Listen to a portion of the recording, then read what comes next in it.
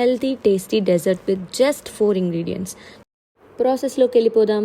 ఒక 10 డేట్స్ని seeds remove చేసి ఒక కంటైనర్లో వేయండి. సేమ్ కంటైనర్లో హాట్ వాటర్ వేసి ఒక 5 మినిట్స్ సోక్ చేయండి. ఆ తర్వాత ఇలా సాఫ్ట్గా అయిపోతాయి. అప్పుడు ఆ వాటర్ రిమూవ్ చేసి డేట్స్ మొత్తం మిక్సీలో వేయండి.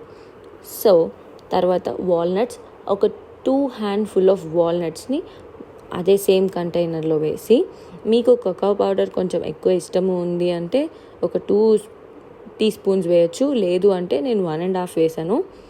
సో దీన్ని బ్లెండ్ చేయండి. ఆ తర్వాత ఒక సాఫ్ట్ టెక్స్చర్ ఇలా అవుతుంది.